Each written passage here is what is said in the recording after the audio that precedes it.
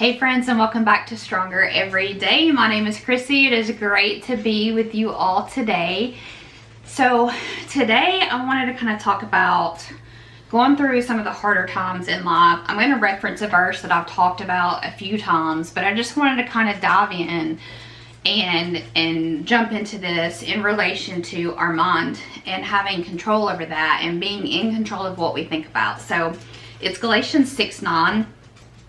Like I said, I know we've used this verse before, but it's a good one. And let us not lose heart and grow weary and faint in acting nobly and doing right. For in due time, at the appointed season, we shall reap if we do not loosen and relax our courage and faint. So there's going to be times in life that point A to point B isn't a direct path. Right? You think about the people in the wilderness that it took an 11-day journey. It took 40 years. Sometimes God doesn't take us through the easiest and the most straightforward way because we have growing to do, right? Sometimes things are hard. I think if we didn't have experiences, if we didn't go through things, it would be very difficult for us to show any empathy and be sincere, because we would have this somehow I have managed my life perfectly and you haven't kind of attitude. So it's hard when you're going through it to not lose heart, right? To not grow weary, to be very discouraged and feel like things are never going to change and never going to get better, especially when you're just having one after the other, after the other, after the other thing just kind of really hit you all at once. It's hard.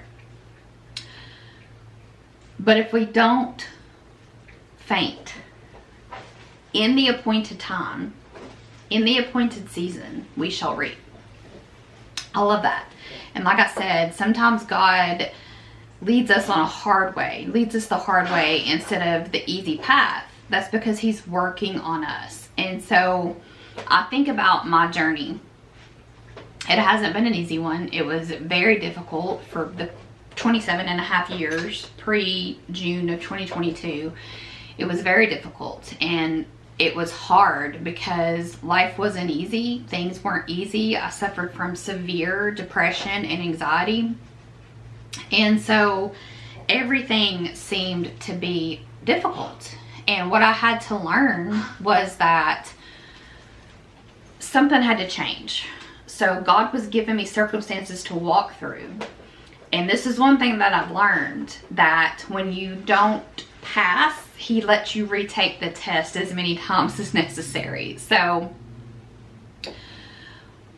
there's been a lot of things that have happened recent, and they've been hard to deal with. It's been extremely hard for us since April of 2024.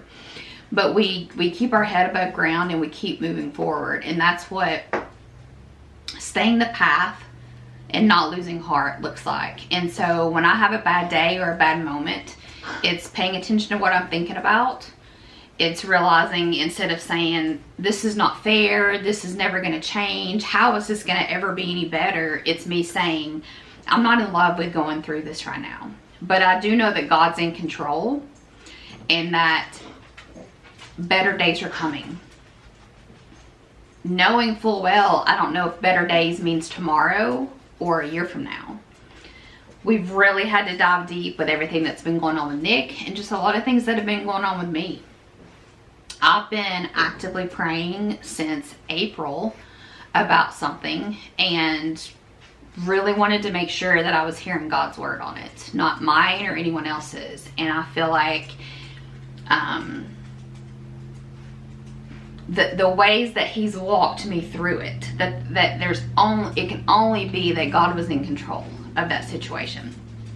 That didn't come naturally to me. So I think about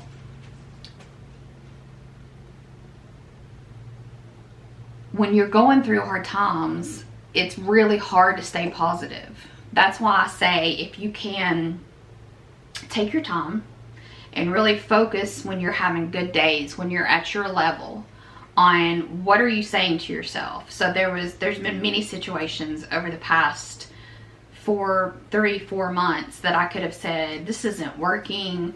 This, you know, you're horrible. You're not good enough. You're not fast enough. You're not smart enough. You're not friendly enough. You're not all the things. You're not worthy. You're 100% worthless. There's so many better people that could do things 100 times better than you. And realizing that, you know, feeling a need almost, it's hard when you're having those fleshly moments where you really want to defend yourself, but you don't. And I'm learning that more and more. I don't need to be in the room to be defended. God's going to defend me. And honestly, if someone else's opinion can change a view based on a conversation you're not a part of, that's not someone you want in your life. I want to know that when I'm talking with someone, that what is being said in the room is taken with a grain of sand. And that they know the person that I am, and that there's no need for me to defend myself. But even more so, I look at God and think, whatever's said and whatever's done, God always makes good out of bad. And it's keeping that attitude of, I am worthy. I'm worthy because I'm God's child. I'm worthy because I'm God's daughter. And deciding that every day I'm gonna wake up and I'm gonna set my mindset. So the other day I woke up and there was a bunch of things that just kind of happened, and I thought, today's gonna suck. And then I immediately changed my mind with, today's gonna be a good day. And I had to repeat that several times in my mind to actually believe that. But I think sometimes the devil picks on us straight in the morning so that we can then ruin our entire day. And I'm not going to be a part of that anymore. For too long, I let him just really have control of my mind and tell me anything and everything he wanted to. And I believed it. And he knows that. That's still a weakness today of mine. But I'm choosing to not grow weary and faint, knowing that we are going to have trials and tribulations, but that better days are coming. That's easier said than done when you're in the throes of depression and anxiety. That's why I talk about when you're having good days, when it's a good day for you, that's when you need to really dive deep and decide what is my plan? What is my plan of action for when I'm having bad days, or when I feel like I'm about to go back into a bout of depression, or when you're having high anxiety and you feel like everything's out of control.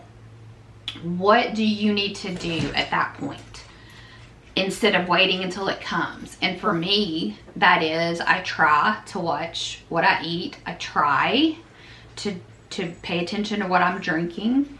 I try to get some kind of exercise, whether it's in the garden or whatever that looks like. Maybe it's different for everyone. I pray, I study, I talk to God, I read my Bible, I write down things if I need to write something down. I've got a couple things in my notes file on my phone just to remind me of what my goals are and what I'm looking for, what I'm aiming for. And that's helpful. That's tremendously helpful for me.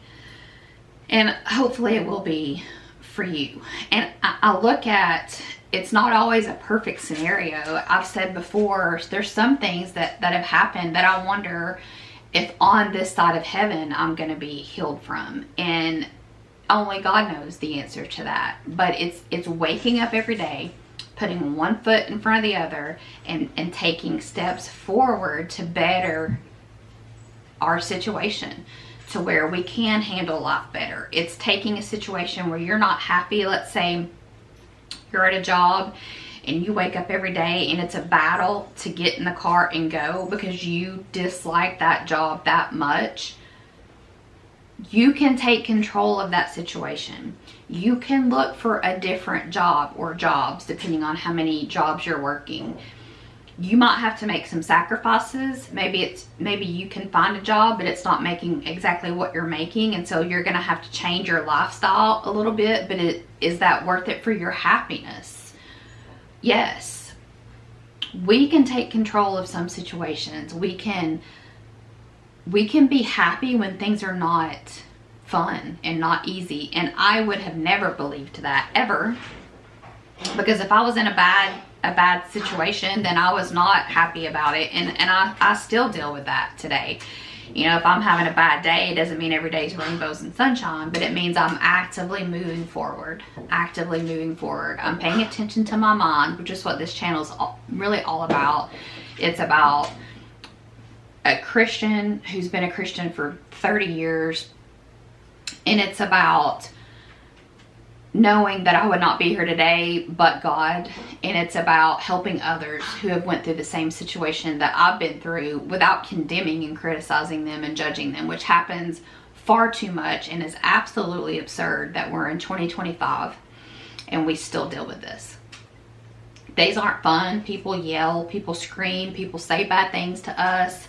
If you're in the medical field, I know you know. If you're in first responder field, I know you know. A lot of other fields, it's just some days you're getting yelled at for something that's absolutely really nothing even to do with you, or that you have already went above and beyond, but you can't make everyone happy.